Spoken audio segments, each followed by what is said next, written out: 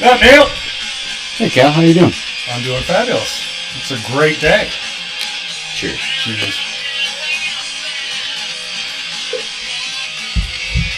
Well, here we are. Now, who was that?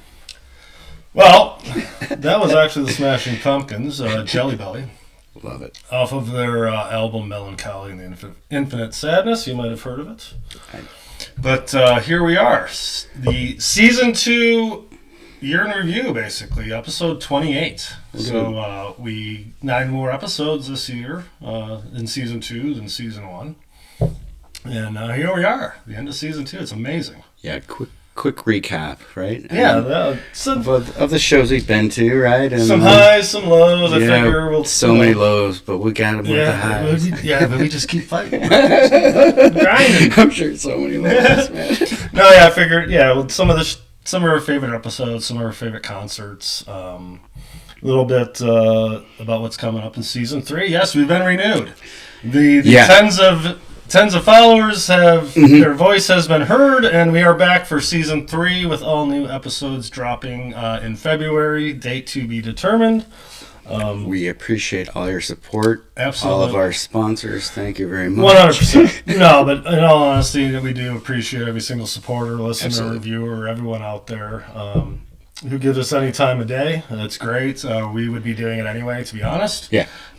It's so much fun doing this with you, Neil. I thought it would be when we started. It just gets better and better. Match made in heaven, as they say. New studio. I'm feeling a little ready to go. I think the studio looks fabulous, by the way. Thank you. New additions. We got to the Lollapalooza. I wish New Edition was here. What? I would give 3 of these beers right here to see Bobby Brown dancing right now in front of us. Totally wish New. But yeah, New Editions, go ahead. Yeah, I was just going to say Lollapalooza, because actually we had somewhat of the new studio for the Don McLean episode. Right. Got some Funkos over there. You can't see them. But yeah, a lot of upgrades. Really fresh coat of paint. Yep, some new flooring and, a little bit of rearranging. And it was due. And, we are the garage band of podcasts. But you know what they say? Every good garage band hopefully makes it to their Mount Everest, right? Sure. And that's what we're trying to do here. So everyone who's listened, know you got quite a bit of a hike out here every time we do record, and I was just interested on any of the killer tunes you heard on the way here, because I'm driving anywhere. It doesn't matter if it's 2 miles down the road to Kroger. I put on the playlist, and I'm going to hear like 3 songs, but whatever. Did you hear any that you're like, man, that's a killer tune? Well, I've said it before, Mr. Brightside by the Killers. I mean, you guys can hate on the Killers all you want, but what a good song. And that's probably easily one of my top 5 songs. So nice. Heard Mr. Brightside. Have you ever seen the Killers in concert? No, I have not. Nice. Okay. But I, of course, put the radio up all the way to full maximum 30 on my Ford Fusion. Nice. And it's just weird. I don't know why I like it, but I know why I like it. His voice is great, and he has like a little childish kind of like squeaky,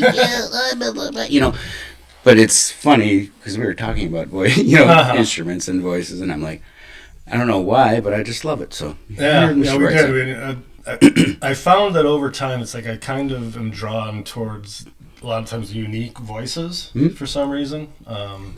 Billy Corgan obviously being one of them. It seems like a lot of people either love or hate the voice, but I've always said it's just like an instrument. That's what I don't get about people who don't. Oh, he has a terrible voice. I don't even factor that in unless it's like a really good voice, or like you said, a unique voice. It's his voice. Like, he sounds like he's whining. I'm like, or screaming sometimes. Yeah, or just normal. Sounds awesome. I don't know. It's weird. You asked about the lead-in, so that was one of the killer tunes. Yeah. One I just saw the Pumpkins at Aragon Ballroom in Chicago for the Twisted Christmas, which was put on by Q101 in the Chicagoland area, and they played Jelly Belly. But we were just talking in the green room about Jimmy Chamberlain. Yeah. Hands down, one of the best drummers of my generation, our generation. Sure. I mean, I'm not going to say, oh, he's the best, whatever. He's in the conversation of best drummers of our generation, hands down. And I firmly believe that can't be argued. And the thing that amazes me the most is you brought up that video. I forget the podcaster's name. Rick Beto. Rick Beto, that's right. I think I'm pronouncing it correctly, but sorry if I'm not. But he's a music guy. He's been around forever. I'm sure he's new to us, but I'm sure like a million people know him. And but he interviewed Jimmy Chamberlain. Yeah. And then watching him play, it's like he's sitting there like we are, but is playing the drums. Like he's not the flamboyant, going nuts. It's just so like measured and effortlessly. Effortless, yeah. And I think that's because he's like a old school like jazz drummer. Yeah. I always said like he didn't quite fit the mold of being in that band. Mm-hmm. Like Corgan, Iha, and Darcy all kind of had their unique thing, and then it was like, who's that like rocker dude with him? Like his hair was never like it's like more of a mullet. Yeah. I think he had Z Cavaricci's on or something. I don't know. They just never quite fit. Z Cavaricci.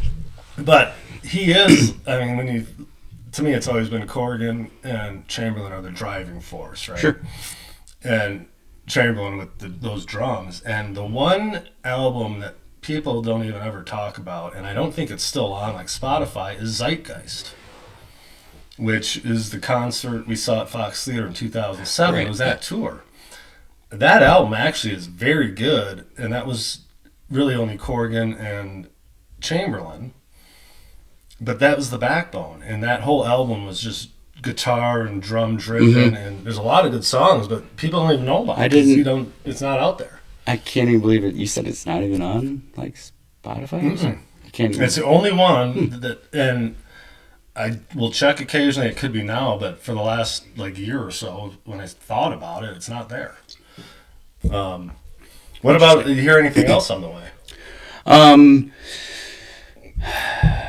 Of course, I've heard some, again, backlash can come, but I mean, of course, there's, I agree. I don't, some Black Sabbath or whatever, like our, the hell is goddamn Ozzy Osbourne, Yep.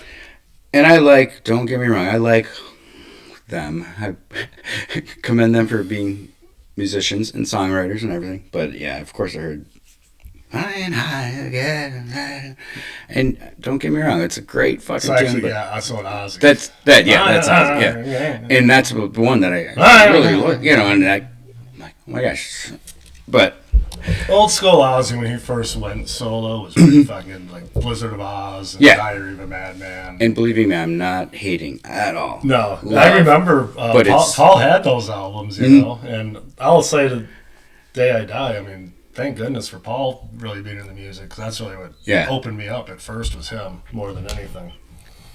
But yeah, nothing other than that. I mean, no problem, bro. Pressure. My sister freaking texted me, and we've talked to Eric Weiner. Yep. We had him as a guest this Eric year. Weiner, he was on our show.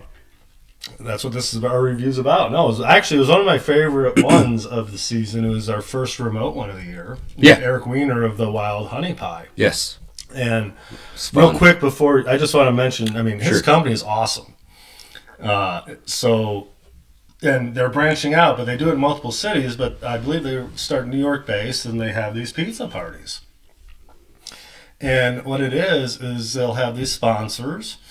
One of them, I think, was like Voodoo Ranger, I know was one that he mentioned. And then they'll get a band, and basically it's almost like a private party. Like if we had a group of 50 to 100 people, we talk to them, give them a list of bands, they'll try to see if they can work out. And you go to this place, you just get a live show from one of your favorite bands ever, you get some great food and stuff, and I mean, what a cool idea, and they're doing super awesome. I just noticed the last couple of months they've got a deal, I think, with Hilton going, so they can do these things, and then something else. So they're, I'm sure it had a lot to do with being on 2 days. Yeah, I mean, totally.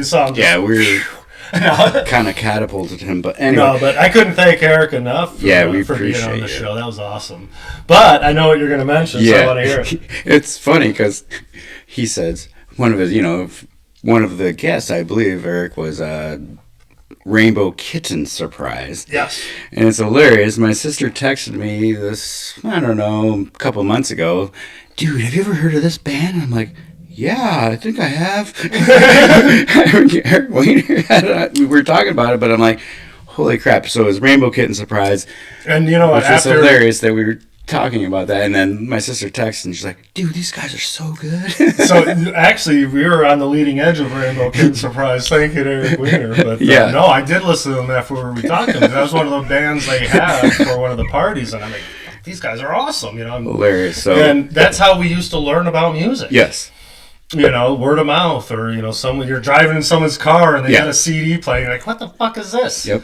And then all of a sudden you're trying that out, and then like you get that, and then it branches off. It's like. So if you have never heard of them, check them out for sure. They're sweet and super sweat. Super sweat. So sweat. But yeah, that was the other thing. People have asked me. So I'll just throw it out there. Why do we release our episodes Tuesday at midnight? Mm-hmm. So there's a couple of reasons. One, I have a day job, so I can't just do it in the middle of the day. But two, for us old timers, when albums, cassettes, or CDs came out, they would come out at Tuesday at midnight.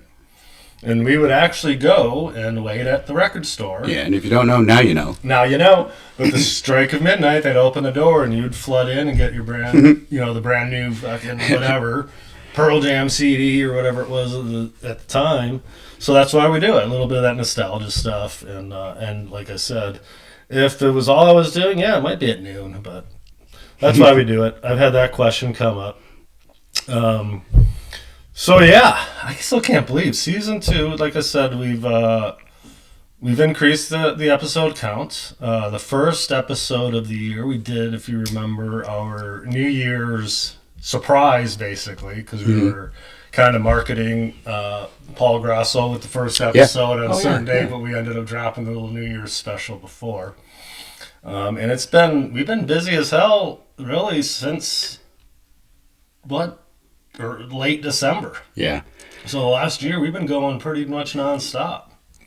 Which is fine. It doesn't feel like it. Yeah, really. It doesn't feel like it at all. I think we managed it pretty well, Yeah. But yeah, we've been going, and really, we figured we did the Don McLean episode, and that was December 7th, and before that it was almost 2 months since we recorded. So it does feel good to get back in and doing it again. And then I was thinking, we're gonna, we have a couple we're gonna do today. We might have another special one, and then it's like 1 month off, and we're back in season 3. Yeah. I'm super fucking excited. Like your shirt, by the way. Oh, thanks. It's a Freako. Freako out of Chicago. Actually, for those in the Detroit area. Is that the same over there too on the sleeves? Yeah, I think so. Okay. Freako is playing March 13th at the Loving Touch in Ferndale. I want to say tickets are like $20, $25, something like that. Go to the show. Yeah, it's a really up and coming band. Saw them all I'm gonna go. Cool. You're going, right? Yeah, I got. I go. You're going, right? Emily said she would go with me. If not, I got a ticket already. But for sure, I would encourage everyone to go. One, Ferndale's super cool. I can't wait. I got a couple shows coming up at the Magic Bag. But yeah, I saw them at Lollapalooza, and then I saw them open for Royal Otis at the Majestic. And it's kind of weird because I believe it's just 2 people all the time, and I've seen them twice, and the bass player and like the other guitarist has been different both times. I'll like see them online and it's like different people again, and then I'll see like the the marketing photos and it's just the 2, so I'm still learning about them, to be honest. But no, they're new. I think they sound great, but for me it's really hard not to go to a concert. And if I do it in that order, if I see them live first, it's a lot easier for me to like their music as opposed to liking their music and then wanting to go see them live, if that makes sense. Yes. That makes sense. Yeah. It's just a different energy. Mm-hmm. Like back in the day, if someone, Grateful Dead sucks, well, have you ever seen them live? Well, no, but I have 10 of their albums. Well, it's not the same. It doesn't translate necessarily, Dave Matthews is another one, in my mind like that. That's funny how you mentioned, we drop it on Tuesday night, just like the CDs. And I saw a video recently. It was just, I think it was on MTV, and it was when I think Pearl Jam. I think we just said it, but Pearl Jam was dropping their album, and then Nirvana, and and they're interviewing these girls. They're probably like 15, 16 years old, and what band did you? What would you get? And they're talking about Dave Matthews. I never heard it. I never really heard Dave Matthews. I saw that. That's hilarious. Yeah. Or was it Pearl Jam or I got this one because I only had it on tape. Yeah. Well, because I recorded it off of her. I'm like, then you fucking wasted your money. Get something else. You already have it. I know. And I've never even, I think it was Alice in Chains. What about, never even really heard of Alice in Chains. I'm like, whoa. I mean, I didn't. No, but at that time when Dave Matthews was coming out, how have you not heard of Alice in Chains? Right. I mean, the chronological order, unless you literally were just born or lived in a fucking cave. These were like 15, 16-year-old.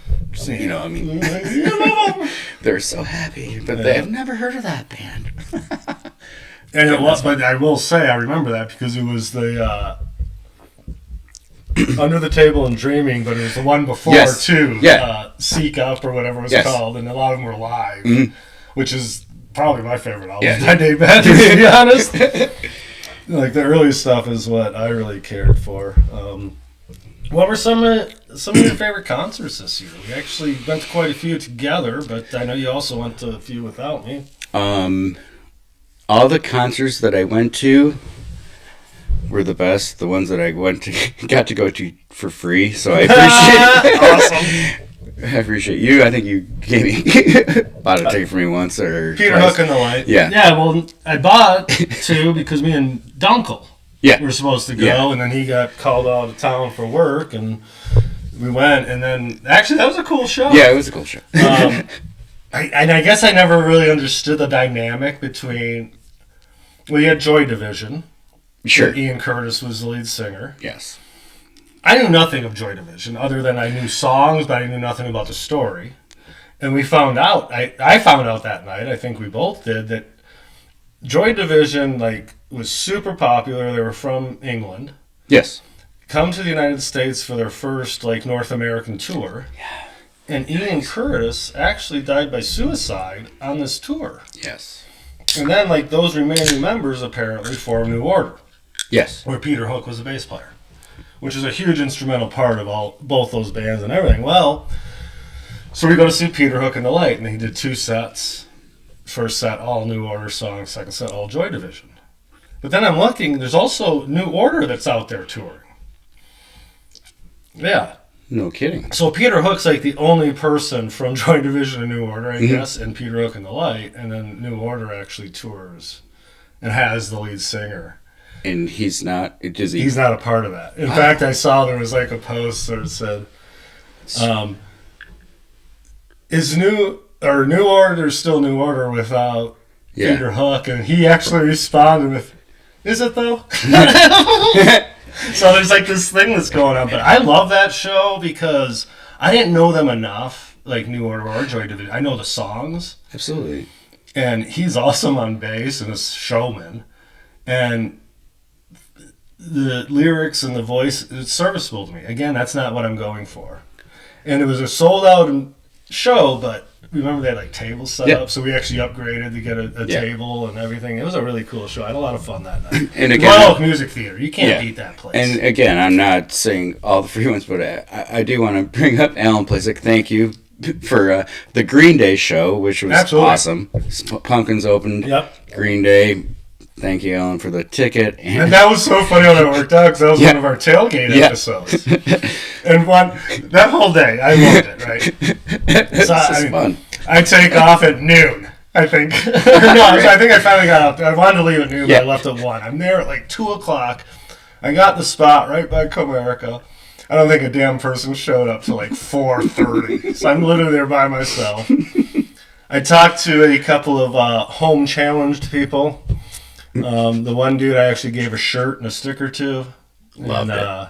Another guy stopped by on his bike. He would probably love booze and a burger, but you gave him a shirt and a sticker.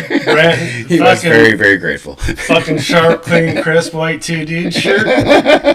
Come More the classy one with, just the logo on the breast. Just in case you need to dress up a little bit. He loved that Dress it up. And then we slapped that sticker on his red Solo cup. Mm-hmm. And so, no, it was a lot of fun. But no, it was an older gentleman, and he rode by on his bike. And, of course, I'm standing there looking like I'm at some convention trying to sell shit or something. He's like, what's going on here? So I'm talking to him. And he had the shirt, the Canton Memorial Cup. Oh, yeah. And I'm like, hey, I won that tournament when I was 11. We were talking, and as I'm talking, this guy, his concert history, he's like, yeah, I was in Colorado, I saw the Dead there 12 times, and I went here, I saw the Who, and it was all over the country seeing like these iconic bands, and man, it was just super cool to talk to. I talked to him for a good 35 minutes. Yeah. At one time, I think he wanted to go. At one time, I wanted him to go, but we just kept going. And it was actually really good, And the guy was awesome. And, it just goes back to our whole theme and what we talk about with Two Dudes. It connects people, all walks of life, But that day, it was so funny. And then we had the tailgate. Yes. And I told you, I'm like, because I paid so much money for Meet Kennedy and Avery. I made them pay for their own tickets. I'm like, I can't foot this one. Right. But I wanted to get better seats. And Alan and Neil, Placek and McGill stopped by. And I'm like, I don't got a ticket, but you got to be here for the tailgate. So you drove down there. Like, it was great co-host. I didn't think I was going to go to the concert. And then, Alan's like, yeah, we're going to head in. He's like, Neil, where's your seats? You're like, well, I'm not going. He's like, what the fuck? Well, we're going to fix that. He gets on his phone, and by chance, the exact seat next to him was available. So he bought the seat next to him, and you guys went in. I owe you one, Al. No, that show was sweet. I thought the Pumpkins were awesome. I want to say it was a shorter, like 12, it wasn't 14 songs set, obviously. But Green Day was great. Green Day jam. Love them, hate them. I thought they sounded great. Never seen them before. So we're in a day now. Whenever this comes out, I don't know if you guys would know. There's been some fucking drones going over, whatever, blah, blah, blah. But we were at the Green Day show at where they had the drone come in. They had to not cancel the show, but they all just all of a sudden they rushed off the stage and they get freak people out because there was no announcement, no nothing. So you were down there with Alan. Yeah. I was with Kenny and Avery, my kids, and they're visibly freaking out. And you guys, and I go, let's go. I stayed there. I said, this is going to be the day. This is the day. I go, let's go. And you didn't leave. I'm like, let's just go get close to the exit because all of a sudden there's a mass exodus. We're not getting trampled. Correct. Well, then Kennedy goes, well, God, no, we're not going out there. What if it's the people with the guns on the outside? I'm like, motherfucker, I didn't even think of that. But yes. So we were literally like right by the exit talking to the people, like, we're not real sure what's going on. And then finally they're like, a drone came in. It's not supposed to happen. So they rushed him out and blah, blah, blah. It was kind of freaky there for a few minutes and touch and go. Yeah. And the thing is, we're up there and all you saw was like all these people coming and a ton of people, like kids and stuff. Yeah. Because, Green Day and whatever. And I think we just stayed down there and said, now, if I didn't have Kenny and Avery, I think I might have stayed. Yeah. Or I probably maybe wouldn't have gone all the way to the exit. Maybe up to the top. So that if they pull the trigger, I'm running. Because again, I ain't got to be the fastest, but I definitely ain't going to be the slowest either. But that was just a memorable, the Green Day one. And that was, what about for you? What was your most fabulous concert? Yeah, I've had a whirlwind of shows. Yeah. I will say that is by far my favorite part of actually my favorite part's obviously reconnecting with people, being able to spend more time with you. But going to the shows. A huge part of our show is the videos that we take. We put them on our YouTube channel. I know people are like, ooh, you're even enjoying the show. Yes, I fucking enjoy the show. Yeah, I'm going to show you how I record at my shows. Fuck off. And that's maybe explains why some of them kind of suck. But you know what? I put it out there. 500 of you look at it. It fucking does us something. And you know what? It still may pique the interest. So no matter what, I'll stand at a show. I'm Brandon Walsh. I'm a wallflower. I'm not a dancer. I'm not a singer. I stand there. I might sway. This is me swaying. My phone never leaves the envelope of my body. Yep. And watch. See right here?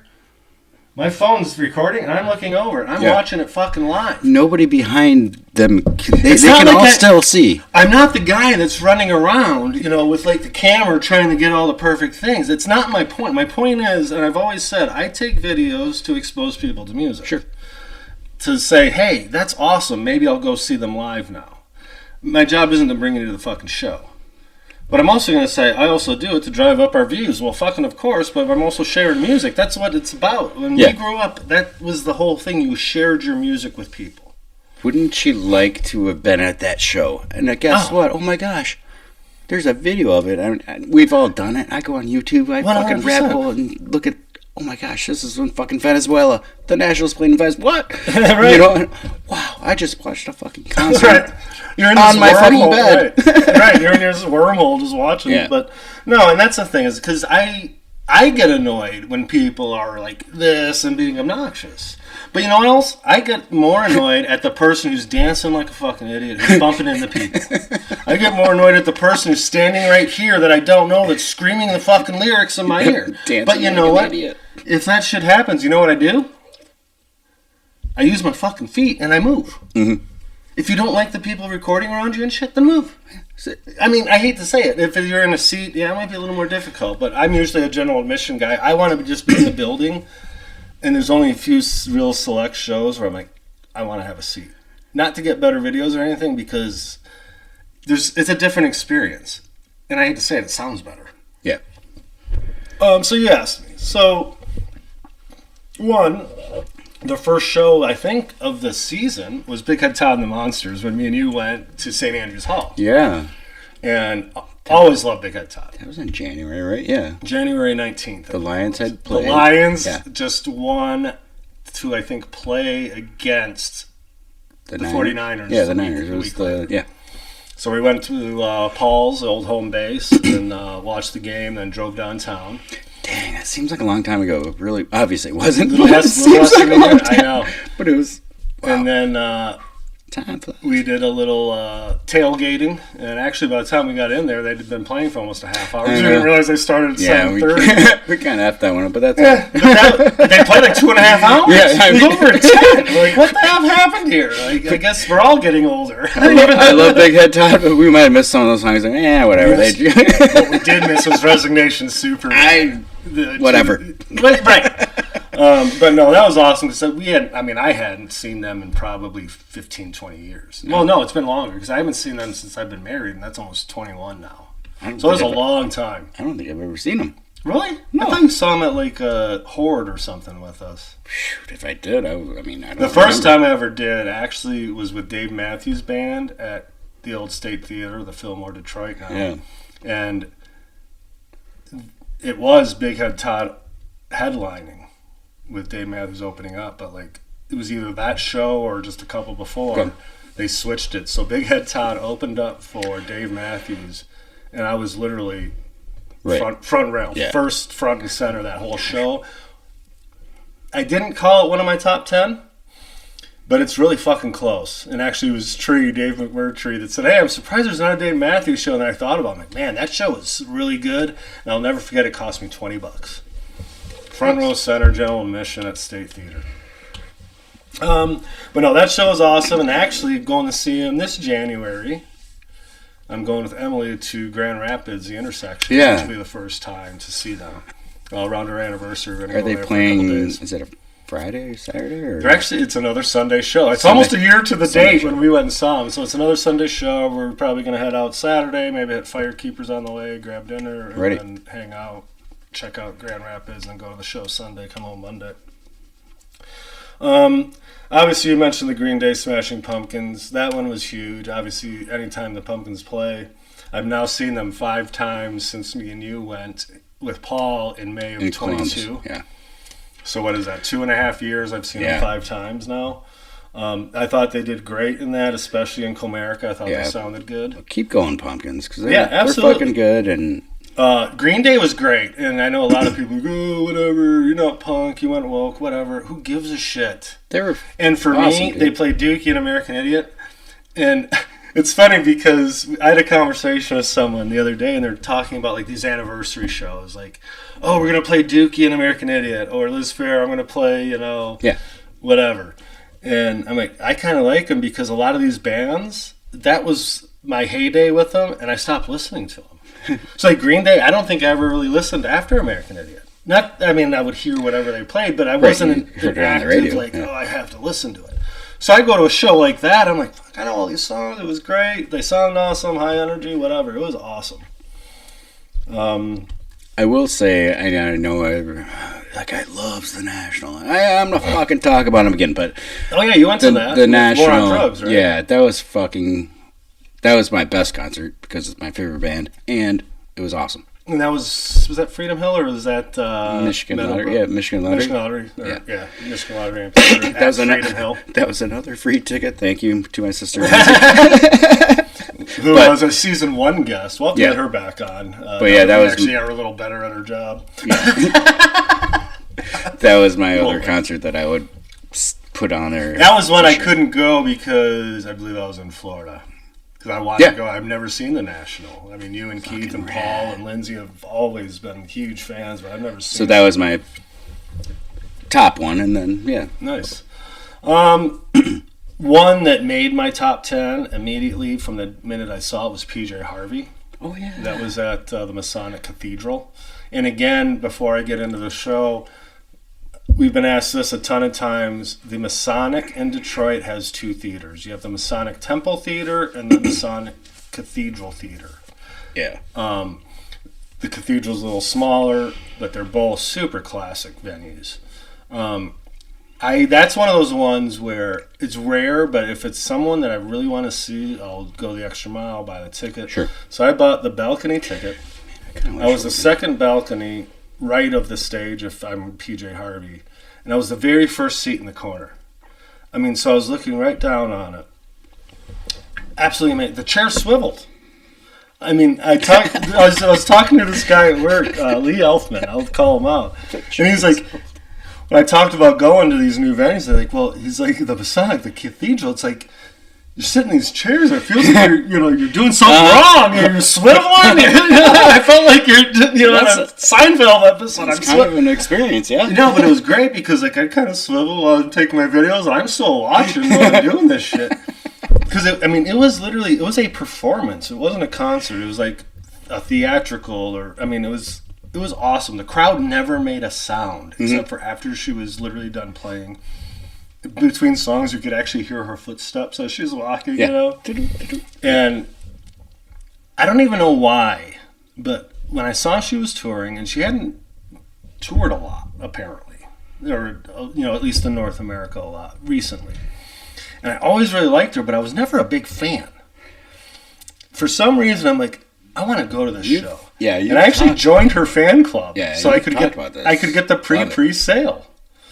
So I got picked that seat, and then the pre-sale people are like, it's sold out in like a minute. I can't even get a ticket. Mm-hmm. I'm like, I'm really glad I did that. And I went to that show, and it was I don't want to say life-changing because I don't want to be dramatic, but it was an experience. And I was by myself, and I know I mentioned it before. I met Asad Ali from Leeds, England, who was sitting right next to me, who's seen her. Who loves him. Well, she loved it, and that was funny. He's seen her like 57 times. He literally flew to the U.S., went to like 12 or something shows in the U.S., following her around, and I'm like, man, and she must be like one of your top favorites. And he's like, actually, no. It's just the performances, and everyone's different. I mean, she didn't play 50-Foot Queenie at the Detroit show, and I'm like, that was the one song I really wanted to see. I actually looked at him after. I'm like, I may have missed, but I didn't get it up from my seat. But she didn't play. He's like, no, she didn't play it here. She doesn't, she mixed it up. I said, I know she does, but I always thought that would be one that she would play, And I know I said it before, but me and him literally sat in the Masonic Cathedral Theater where there was not a single person left. Me and him were sitting in our balcony just chit-chatting away. And they finally made us leave, and then we sat outside for like another half hour. And you said not life-changing, but we've all been to concerts, we've all been to shows, and you feel that fucking energy, like you're. I've never experienced a show like that, where the crowd was just so mesmerized that you could hear a pin drop. And you know what? It's funny because I go to these shows, you meet all the people, I'll talk to anyone, you know. And now I'm starting to see people at multiple shows, you know.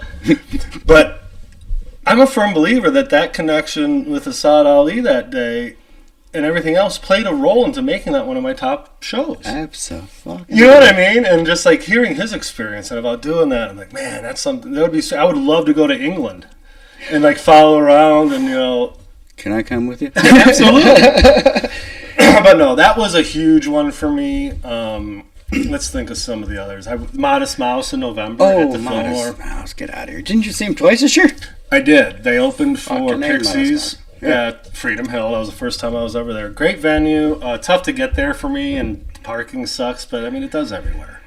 Yeah, so another show definitely was Modest Mouse at the Fillmore in November, and I did see them open for Pixies. Yes. At Freedom Hill or Michigan Lottery Amphitheater. Modest Mouse was amazing, especially at the Fillmore. Love that venue, and never seen them before. They opened for Pixies, so I wanted to see them like in that environment, and I was blown away. They were really good.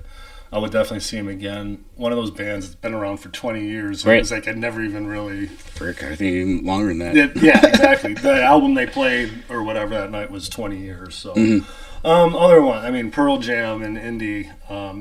It was cool to see them again, but I'm going to be honest, I wasn't blown away.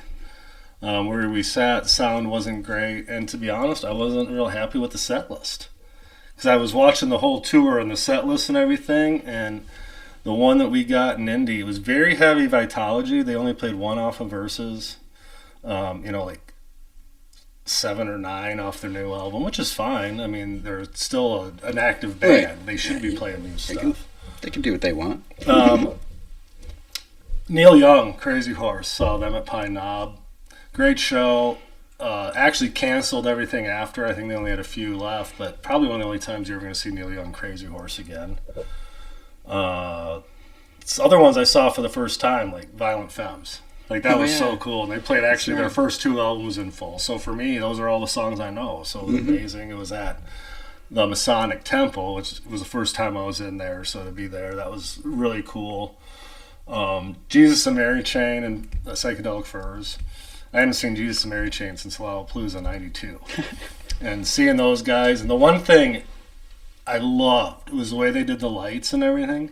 You could never actually see their faces, but you saw them, like, their shadows. It was so cool how the lights were and everything. The songs were just like I remembered. Like, and I always felt Jesus and Mary Chain, they never got the actual respect they deserved in the early to mid-90s, you know.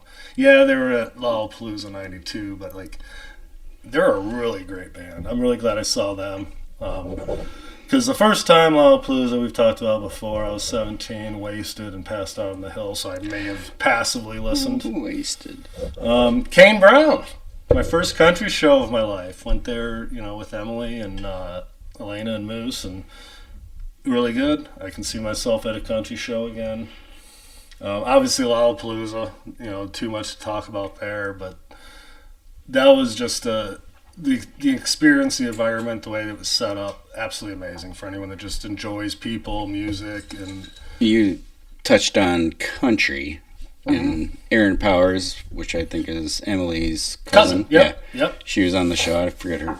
What? 2-time guest. We had her on, and then she was on the tailgate at Billy Strings. Yeah, and she loves Brandi Carlile, correct? And amazing. When she was on it, I listened to Brandi Carlile, a couple of her songs. I'm like, holy crap, she's good. And I actually heard the one on the radio the other day. Right. That was one. No, I love holy crap, it's fucking... Back to what we say. Jams, dude. So. Sharing music and being exposed. That's why we say no genres off limit here at Two Dudes. Love it. If there were, then we would probably only have like 7 listeners. And I don't know if she's country or she's just rock, whatever. No, but yeah, I mean, she kind of... I would almost say like an Americana, folky, country, but she's got a little bit of rock in there. I think she covered Radiohead Creep, I remember. Okay. Paul saw that when she opened for Pink. Oh, yeah, that's right. Comerica, back in the day. One of the ones, Billy Bragg. That was just super cool. I'd never seen him before. I went with Keith. Met him downtown, went to the Majestic, which that venue is awesome. I went from having been there in 25 plus years to going like 3 times in like a month and a half. And I tell you what, if you can see a show at the Majestic in Detroit, go. But by far, hands down, the best show of the year was just about a week or so ago. Smashing Pumpkins, Aragon Ballroom for Twisted Xmas. Yeah, Q101. I can't believe you guys. I can believe you guys went to, but what a fucking show, eh? Oh, it was. I equated it to when I saw them the last time in '96 because I looked it up. It was at the State Theater. Melancholy just came out. They just played. I was super close, and as of course I'm in that wormhole, and I realized that was about the maybe 6 shows before Jonathan Melvoin died, the keyboardist of the Overdose.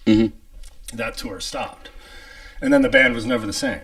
Because Jimmy Chamberlain was kicked out, then shortly after that, Darcy left, and then, obviously they're back to Corrigan, Ehud, and Chamberlain, but it took a while to get there, 2018. But anyway, their set list was amazing. I heard Landslide for the first time. It was just Billy Corrigan, solo acoustic. James Ehud playing and taking the vocals on Ziggy Stardust cover by David Bowie. Jelly Belly, Perfect, some songs that I love that you don't always hear. And everyone calls it Mayonnaise, but it's actually My Own Eyes is the true title of the song. Haven't heard that in 20 plus years. And that was really cool to see that. You put the set list. I love it. It was a really strong set list. Cherub Rock, I want to hear that song every time I see them. And I say, tonight, I've heard it enough, but that's what they opened with. And when they play it that way and not just the acoustic, I'm a huge fan of that. Yeah. So no complaints whatsoever. It was awesome. Me and Emily went. We met Chris Malazewski and Sia. I don't want to even attempt her last name, but met some people in Chicago, hit the bar before, and walked over in sub-zero weather. And then went to this old-timey bar after. They had like a full, one of those 20-piece bands with the horns and everything. Oh, no kidding. And the swing dancing going on. It was pretty nuts, dude. I go up and order, 2 drinks, and it's $21. Did you go cash only? Yeah, did you go up and dance? No, you didn't swing. No, because I told you I'm Brandon Walsh. I'm a wallflower. Emily tried to get me out there. She likes to mix it up on the swing. I thought for sure you went up in there and danced. But no, that was easily by far the best. It literally took me back to the 90s, seeing them for the first time. I did just apply to become a Smashing Pumpkins super fan, where you get to go and watch their concert before the Winter Classic on Wrigley Field. So I would be on the grounds of Wrigley Field watching them play. And so I'm cross the fingers. I know, and anybody can go and do Anyone it. Can do it. Yeah, I have not. You put in your You told me to information, do it. I have not yet, but and then they go through it all, and someone picks them. So We'll see. So the other thing, just wanted to touch on some of the favorite episodes this year. Well, do you have any of the favorite Two Dudes episodes that stick out? I don't even know. We'll just go with the start of season 2, which was Paul Grasso, which was sweet. Only because it was season 2, episode 1, which kicked us off because we had our whole season 1, and then we didn't know what we were really doing, and and to have Paul, which is a freaking nice. He was a great guest, and, super nice guy, and super freaking informative, and loves to go to shows like we do. Oh my God, probably even more. and we actually saw him at Billy Strings, correct? Is that Billy Strings? Yes, yes, we did. That's right. We didn't catch up before. To close out Pine Knob. The one thing I forgot to mention when he was on the show, he's also a huge disc golf guy. Okay. He's in leagues and goes all over the place playing that, which is perfect time to listen to some fucking tunes when you're out on the disc golf course. And I don't know if he does, but you can also... For me, one of the ones I liked was obviously the Kevin Brace. I haven't seen him in ages. Super awesome guy. And actually, I got our Spotify Wrapped for the season, and that was our most popular episode. And what blew my mind, more people listened to Kevin Brace's episode by 214% more than any other episode. So I think we need to have him on every week. Yeah, and it's not funny, but you said what was your... And I was going to say Kevin Brace, of course, but I had to at least acknowledge in our first of episode of season 2. But yes, that was one of my most fun, was Kevin Brace. And he was just a fucking great fucking guy, you know? That was one I remember was super fun. It's a little hazy because right before that we recorded with Jason Wagner. Yeah. I'm going through and editing, and I'm like, holy shit, we recorded over 3 hours with him, and then it was like another 2 hours with Kevin. I'm like, no wonder why I don't remember shit. We had fucking a blast. That was probably the most... They had a blast. Oh, you know, was like, amazing. That was Jason and Kevin. You know, like, what a... That was our best. That was probably the best day, the most fun recording. And you don't even remember, but fucking A. I know I had fun. I remember that. We had a effing blast, Kevin and Jason. I thought it was... I loved getting Erin Powers here. It was good because she's been a super fan of ours since day one, and coming in from Cleveland just to be on our show. That was super cool. Alan Plasek, you know, he's been on a couple of times. We had him here in the studio, and then we did it on site there at his marina. That was a lot of fun, getting out there doing that. But really, you know, and I could go through so many more, and they just all meld together at some point. We mentioned Eric Weiner with the Wild Honey Pie. That was a great episode. Obviously, when we had Peter DiStefano from Porno for Pyros and his new band, Chevron Buffet. So much fun doing that with them, and then we find out a few weeks later that apparently they're not working together anymore. But I think that's we had fun doing that, and it was really cool having especially someone like Peter on our show, like someone that we've listened to for 30 years, saw live in their farewell tour, all of a sudden he's on our show. Like, that was pretty cool. I would say that was my probably super geek moment, you know, getting him on. And that's the thing, we'll have anyone on, you know. Who else did we have? Justin Dunkel, having Gio on, who came in from Texas. Yeah, that was a fun episode. That was a fun episode, and hanging out with them a little bit after and getting some people over. Obviously Justin, I know he's itching to get back on. And we will. I mean, that's the fun too. You know, John Shack and Nathan, his son, were on, and you know, Shack's. I think him and Alan are now our 3-time guests. Yeah. And, you know, but really the ones probably most fun are the tailgates sometimes. You know, we opened up Pine Knob with SESSANTA, which is a great show. May 2nd at Pine Knob. You know, beautiful day. It was. And then we actually did a tailgate at Pearl Jam, but you weren't there. So for the second time, we had a guest host. And it was Jake Jekyll who made the road trip with me. And that was fun, but it's just obviously not the same without having our co-host there. Yeah. It was a good episode, but I bet it would have been sweeter. It would have been so much sweater. But no, the Green Day Pumpkins one, I'd say we kind of hit our stride with our tailgates. We had a little fun with that one. Yeah, that was fun. Alan and Neil and a bunch of other people. We had Pinta. And, that's right. Yeah. Steve Rhea came by, so that was a lot of fun. A lot of good guests, but probably the most fun was when we closed out Pine Knob with the Billy String show. Yeah, and that was so much fun because I had no idea what we were getting into that day, and I don't think you really did either. No, but it was like walking into like Grateful Dead Shakedown Street. Yeah, you know, the Fish, VW, the Fish. Whatever, but all of a sudden everyone's glommed on the Billy Strings. So we just hung out in the parking lot. I mean, they set up their own vendor tents in the parking lot. They're selling grilled cheese. It was just a lot of fun. And actually, Erin Powers came on with her wife, Amy. Yep. So that was cool. Good old Bill Chase and Bo Bentley came on from their band, and I worked with Bill forever. I hadn't seen him in ages. We've had a fucking good season 2, bro. Absolutely. But the part that sticks out, of course, and I posted a video, remember when John Penman came by? Yeah. He was the guy that was doing the documentary. Yeah.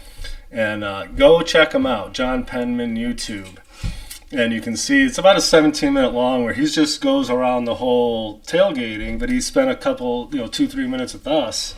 And actually, he's going to be on season 3. He's going to come in studio and sit down with us in March. But super excited about our very first guest of season 3. And I know I already put it out there, but it's actually Cedric LeDuff, DJ Nuff Ced, hosts his has his radio shows. He's been doing this shit for like 11 years now, out of Pontiac. Super cool guy. So he's going to come in studio with us, kick Cedric, it off. thank you for coming. Absolutely. But season 2's done, dude. Unbelievable that we made it. We about did it. We did it. Season 3's coming up. Make sure to check us out on YouTube, all our other socials, and get the updates for when it's going to come out. Until then, peace. Later, Rose.